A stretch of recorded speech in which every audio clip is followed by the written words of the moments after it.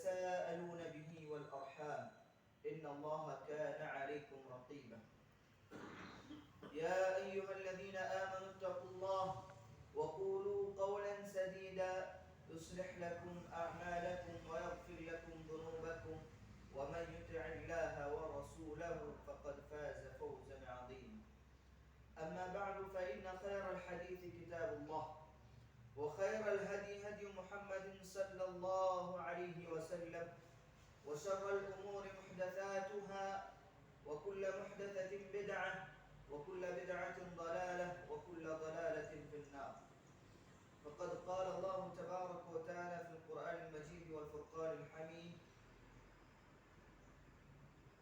حافظوا على الصلوات والصلاة الوسطى وقوموا لله قانتين.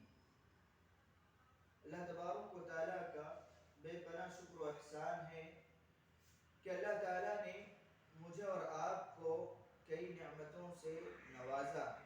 ان میں سے رب العالمین کی ایک عظیم دولت, ایک عظیم نعمت مذہب اسلام سے مجھے اور آپ کو آشنا کرانا یا مسلم بنانا. لاکھوں درود و سلام ہو نبی آخر الزمان جناب محمد رسول اللہ صلی اللہ علیہ وسلم پر, جن کی زندگی کی تعلیمات میری اور آپ کی زندگی کے لیے اہم ہے, اسوہ ہے, نمونہ. آج مختصر خطبہ جمعہ میں نماز کے متعلق وہ باتیں جانیں گے جسے نبی اکرم صلی اللہ علیہ وسلم نے, یعنی وہ اعمال, وہ کام جسے نماز میں اور آپ نہیں کر سکتے, جس سے نبی اکرم صلی اللہ علیہ وسلم نے, اللہ تبارک و تعالیٰ نے ان کاموں کو نماز میں کرنے سے منع فرمایا ہے, بلکہ وعید سنائی ہے مجھے اور آپ پر, ان چیزوں کو حرام قرار دیا گیا. وہ اعمال کیا ہیں؟ نبی اکرم صلی اللہ علیہ وسلم کی شریعت, نبی اکرم صلی اللہ علیہ وسلم نے یہ بات بیان فرمائی, اس چیز کو مجھے اور آپ پر حرام قرار دیا. کہا کہ ایک انسان اللہ تعالیٰ کے دربار میں کھڑتا ہے, اللہ اکبر کہہ کر نماز کے لیے تکبیر بلند کرتا ہے, تو اس پر ایک چیز حرام قرار دی جاتی ہے کہ وہ نماز کی حالت میں اپنے بازو اور آزو والے کو بات کرے, یعنی نماز میں بات کرنا حرام قرار دیا گیا. نبی اکرم صلی اللہ علیہ وسلم کے صحابی, ان کے دوست, صحابہ رسول کہتے ہیں, زید بن ارقم رضی اللہ عنہ کہتے ہیں, نبی اکرم صلی اللہ علیہ وسلم کے زمانے کی بات بیان فرمائی, کننا نتکلم یکلم الرجل صاحبہ, کہ ہم نماز عہد نبوی میں نبی کریم صلی اللہ علیہ وسلم کے زمانے میں ہم بات کیا کرتے تھے. یکلم الرجل صاحبہ, کہ ایک آدمی دوسرے اپنے دوست سے بات کرتا تھا, کس حالت میں؟ وَهُوَ جُنْبِهِ فِي الصَّلَاةِ وَهُوَ إِلَى جُنْبِهِ فِي الصَّلَاةِ, کہتے ہیں کہ نماز کی حالت میں کھڑے رہتا اور اپنے بازو والے سے وہ نماز کی حالت میں بات کرتا تھا. حتی نزلت الآیہ, یہاں تک کہ اللہ تبارک و تعالیٰ نے ہمارے درمیان یہ آیت نازل فرمائی, کہا حافظوا علی الصلوات والصلاة الوسطى وقوموا للہ قانتین, کہا کہ تم نمازوں کی حفاظت کیا کرو, اور نمازوں میں سے وہ نماز جو درمیانی نماز ہے, وقوموا للہ قانتین, اور جب اللہ تبارک و تعالیٰ کے دربار میں کھڑے ہو, اللہ تبارک و تعالیٰ کی نماز میں کھڑے ہو, اس کے لیے تم عبادت کر رہے ہو, تو تمہیں بات کرنا نہیں چاہیے, بے ادب ہو کر نہیں کھڑنا چاہیے. اللہ تبارک و تعالیٰ کی آیت سنانے کے بعد صحابہ رسول کہتے ہیں, فَأُمِرْنَا بِالسُّكُوتِ, ہمیں یہ حکم دیا نبی اکرم صلی اللہ علیہ وسلم نے کہ نماز میں ہم خاموشی کا مظاہرہ کریں, ایک دوسرے سے بات نہ کریں. وَنُهِينَا عَنِ الْكَلَامِ, اور نبی اکرم صلی اللہ علیہ وسلم نے نماز میں بات چیت کرنے سے منع فرمایا. معلوم کیا ہوا حدیث سے, کہ نماز میں بات کرنا میرے اور آپ, مجھ پر اور آپ پر بھی حرام قرار دیا گیا. دوسری چیز جس میں 3 چیزیں بیان فرمائی گئی, کہا کہ نماز میں انسان ہنس نہیں سکتا, نماز میں انسان کوئی چیز کھا نہیں سکتا, نماز میں انسان کوئی چیز پی نہیں سکتا. یہ ساری چیزیں نماز میں حرام قرار دی گئی ہیں. منع فی الصلاۃ الاکل والشرب والضحک، کہ نماز میں ہنسنے سے، نماز میں کھانے اور نماز میں پینے سے منع قرار دیا گیا ہے، منع فرمایا گیا ہے، روک دیا گیا ہے.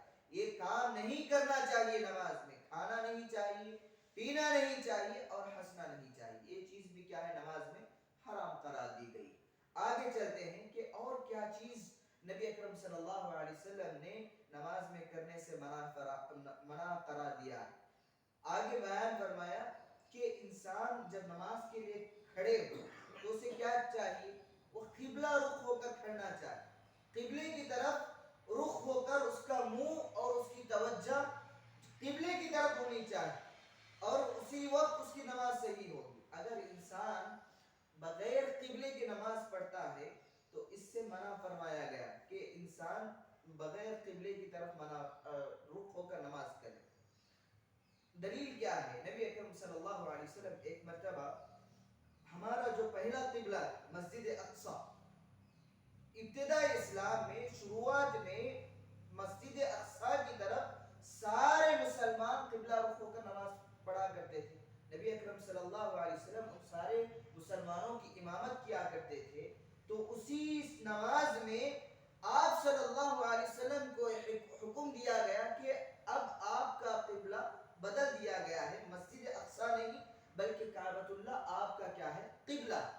اور اسی وقت یہ حکم دیا گیا فَوَلِّ وَجْهَكَ شَطْرَ الْمَسْجِدِ الْحَرَامِ، تو ابھی آپ کو نماز ہی کی حالت میں اپنا رخ بدلنا چاہیے. آپ نبی اکرم صلی اللہ علیہ وسلم کی جانب کھڑے ہو کر نماز ادا کر رہے تھے مسجد اقصی کی طرف. حکم ہوا کہ مسجد حرام یعنی کعبۃ اللہ کی طرف رخ کر، کس میں؟ نماز کی حالت میں. یہاں تک کہ یہ چیز بیان فرمائی گئی نماز کی حالت میں بھی ایک پرانے قبلے کی طرف رخ ہو کر نماز پڑھنے کے لیے منع قرار دیا گیا ہے. تو معلوم ہوا کہ انسان کو کعبے کی طرف یعنی قبلے کی طرف نماز ادا کرنا چاہیے، اس کی طرف رخ ہو کر نماز ادا کرنا چاہیے. تیسری چیز جو نبی اکرم صلی اللہ علیہ وسلم نے بیان فرمائی، کہا کہ جو سترہ، جو انسان کو اس کا لباس ہے، اس کی جسم کو پوری طرح ڈھانک کر نماز پڑھنا چاہیے. نبی اکرم صلی اللہ علیہ وسلم سے معاویہ بن حیدہ رضی اللہ عنہ آ کر سوال کرتے ہیں، اس سترہ یعنی عورہ کیا چیز ہے؟ کتنی چیزوں کو ہم چھپائیں؟ بدن کے کس چیز کو چھپائیں اور کس چیز کو ہم لوگوں کے سامنے ظاہر کر سکتے ہیں؟ تو نبی اکرم صلی اللہ علیہ وسلم نے بہترین چیز میں سمجھایا، کہا کل ما یستحیا هو عورہ، یہ عورہ. کہا کہ جو چیز تمہیں بدن کا، جو چیز تمہیں لوگوں کو دکھانے سے شرم محسوس ہوتی ہے، اگر انسان ہمارے بدن کی وہ چیز دیکھ لے تو ہمیں شرمندہ ہو جاتا ہے انسان، تو کہا کہ وہی چیز سترہ ہے، وہی چیز عورت. تو نبی اکرم صلی اللہ علیہ وسلم کی اس حدیث میں یہ بات ارشاد فرمائی گئی کہ انسان جب نماز کے لیے کھڑے ہو تو اسے پوری کیا ہے؟ سترے کے ساتھ، سترہ یعنی پورے بدن کو ڈھانپ کر نماز پڑھنا چاہیے. اب اہل علم نے بتلایا کہ اس زمانے میں غلام کا رواج تھا، تو اس کے لیے ستر کیا تھا؟ یہاں سے کمبر سے لے کر یہ گھٹنوں تک اس کا سترہ مانا جاتا تھا، یہاں تک وہ پہن سکتا تھا. اگر اس کا دوسرا جسم خالی ہو تب بھی اس کی نماز ادا ہو جاتی تھی. ایک انسان آزاد ہے، اس کے لیے تمام ذرائع موجود ہیں، کپڑا موجود ہے، تو ایک آزاد انسان کے لیے کیا حکم دیا گیا؟ اس کا سارا جسم ڈھکا ہوا، اوپر سے گلے سے لے کر ٹخنے تک اس کا لباس ڈھکا ہوا. اور نبی اکرم صلی اللہ علیہ وسلم نے فرمایا کل ما یستحی ان یستحی واللہ احق ان یستحمل. کہا کہ نبی اکرم صلی اللہ علیہ وسلم نے ایک انسان، کسی ایک معزز انسان کی تشریف آوری پر کیا کرتا ہے؟ ایک عمدہ لباس زیب تن کرتا ہے، اچھا سا بن سور کر دکھنے کی کوشش کرتا ہے. نبی اکرم صلی اللہ علیہ وسلم نے کیا فرمایا؟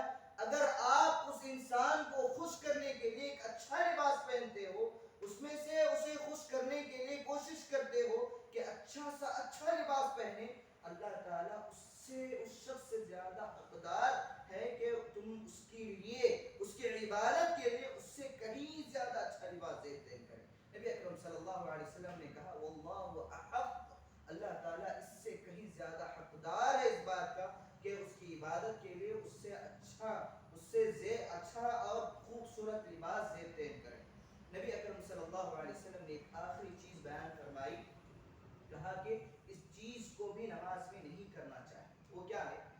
انسان نماز تو پڑھتا ہے لیکن نماز پڑھتے وقت کیا کرتا ہے؟ اپنی نگاہیں ادھر ادھر دیکھتا ہے نماز کی حالت میں. اس کا دھیان کبھی فین کی طرف کبھی آزو والے کی طرف کہ وہ کیا کر رہا ہے. کبھی انسان کیا کرتا ہے؟ آسمان کی طرف دیکھ کر نماز پڑھنے کی کوشش کرتا ہے.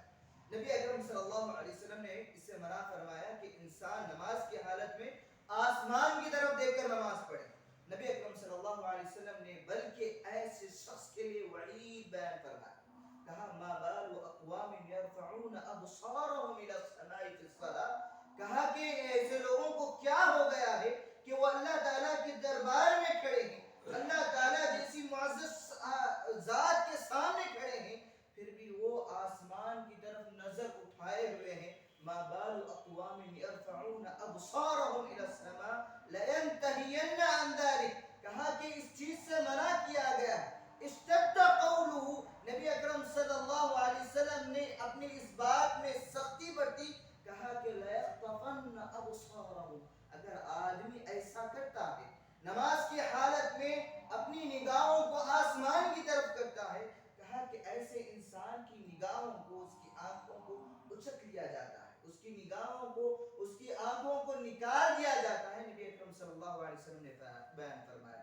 کیا یہ بات وعید ہے کہ ہم نماز کی حالت میں توجہ ساری کی ساری ہمارے افعال پر ہونا چاہیے, نماز پر دھیان ہونا چاہیے, ہماری نگاہیں سجدہ گاہ پر ہوں, ہم جہاں سجدہ کرتے ہیں وہاں ہماری نگاہ ہو, اور توجہ ساری ادعیہ پر, دعائیں جو پڑھتے ہیں اس پر, اور اللہ تعالیٰ کی ذات پر, اور اسے خوش کرنے کے لیے, اسے راضی کرنے کے لیے ہمارے لیے توجہ ہونے چاہیے.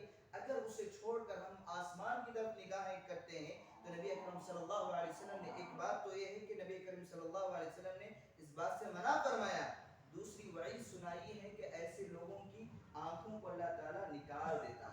پھر آخری چیز, اگر انسان نماز کی حالت میں ہے, اس کی قضا, اس کی طہارت ٹوٹ جاتی ہے, یعنی انسان کی ہوا خارج ہو گئی, نماز پڑھ رہا ہے لیکن اس کی طہارت ٹوٹ گئی, تو اسے کیا کرنا چاہیے؟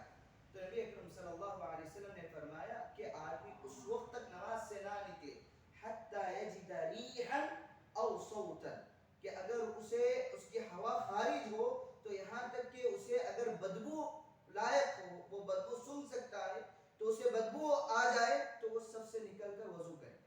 اگر اسے ساؤنڈ آ جائے یا آواز آ جائے کہ میری ہوا خارج ہو گئی ہے, تو اسے سب سے نکلنا چاہیے اور جا کر وضو کرنا چاہیے, پھر آ کر نماز پڑھنا چاہیے. اب اس میں دو صورتیں, اگر انسان جب بدبو سن لے یا اس کی آواز, ہوا خارج ہونے کی آواز کو سن لے, تو انسان اگر پہلی رکعت میں, مثال کے طور پر 2 رکعت والی نماز پڑھ رہے ہیں, پہلی رکعت میں ہماری ہوا خارج ہو گئی, وضو ٹوٹ گیا, تو ہم سب سے نکلیں گے اور سیدھا کسی سے بات نہیں کریں گے, ادھر ادھر نہیں دیکھیں گے, جا کر وضو کریں گے, پھر لوٹ کر جہاں ہماری پہلی رکعت میں سمجھو کہ رکوع میں ہماری ہوا خارج ہو گئی, تو رکوع سے ہم کیا کریں گے؟ ہماری نماز کنٹینیو کریں گے. اگر انسان وضو ٹوٹ گیا, ہوا خارج ہو گئی, نکل جاتا ہے, ادھر ادھر دیکھتا ہے, ایک دوسرے کے آدمی سے بات چیت کر لیتا ہے, تو اسے تب نماز کنٹینیو نہیں کرنا چاہیے بلکہ پوری نماز کو دہرانا چاہیے. اگر وہ 2 رکعت والی نماز پڑھ رہا ہے تو وہ 2 رکعت پھر شروع سے نماز ادا کرے گا. تو یہ کچھ احکامات نماز کے تعلق سے نبی اکرم صلی اللہ علیہ وسلم نے بیان فرمائے ہیں. جب بھی ہم نماز کے لیے کھڑے ہوں, اس ساری باتوں کو ہمارے ذہن میں رکھیں, پھر نماز پڑھیں اور اللہ تعالیٰ کی ذات پر یقین رکھیں, اور اللہ تعالیٰ ضرور آپ کی نمازوں کو قبول فرمائے گا. جو چیزیں آپ سجدے میں مانگیں گے اللہ تعالیٰ سے, وہ ساری کی ساری چیزیں اللہ تعالیٰ قبول فرمائے گا. اللہ تعالیٰ سے دعا ہے کہ اللہ تبارک و تعالیٰ مجھے اور آپ کو ان ساری باتوں پر عمل پیرا ہونے کی توفیق عطا فرمائے. آمین. وعلیکم ورحمۃ اللہ.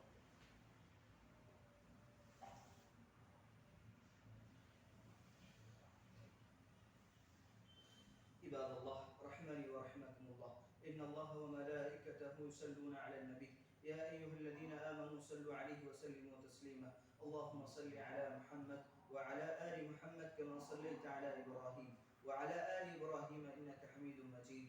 اللهم بارك على محمد وعلى آل محمد كما باركت على إبراهيم وعلى آل إبراهيم إنك حميد مجيد. إن الله يأمركم بالعدل والإحسان وإيتاء ذي القربى وينهى عن الفحشاء والمنكر والبغي يعظكم لعلكم تذكرون اذكروا الله يذكركم وادعوه يستجب لكم ولذكر الله